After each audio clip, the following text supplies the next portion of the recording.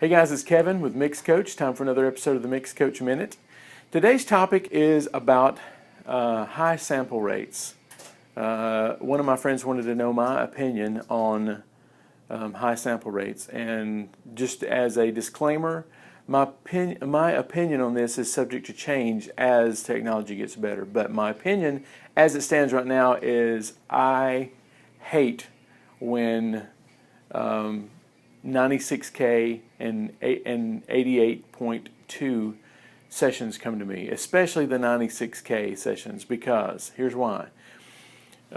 It taxes my system beyond belief. It halves my track count usually. It halves my plug-in count. The system doesn't run as stable. You still have to do the math to come back down to 44.1, and if you're coming from 88.2, that's one thing.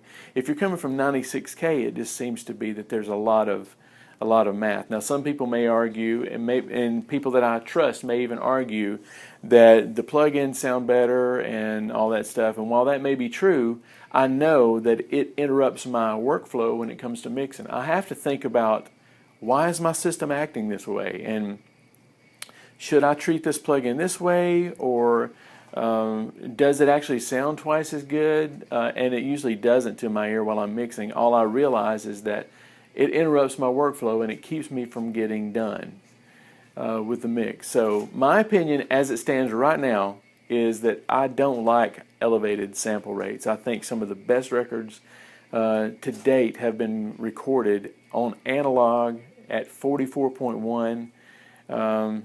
16-bit. Now 24-bit and 16-bit is a different argument. I do love 24-bit, and it is noticeably better than 16-bit. But I actually did a comparison test where I actually took a mix that I did. I exported it at 96K, at 88.2. I exported it at 48 and 44.1, and I did all those versions at 24-bit and 16-bit. And then I took it to a mastering house of sorts, and the only difference I could tell was the difference between 16 and 24. 24 was noticeably better. Everything else was just a pain getting to that point.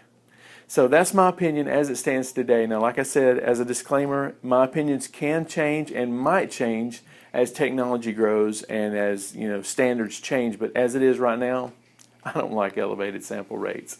So anyway, this is been an episode of the Mix Coach Minute. If you want to hear some really cool tips called the 5 things every great mixer knows, go to MixCoach.com/5 things, and it's a free video series that I've done, and I'd like for you to see it. Okay, this is Kevin, and I'll see you soon. Bye.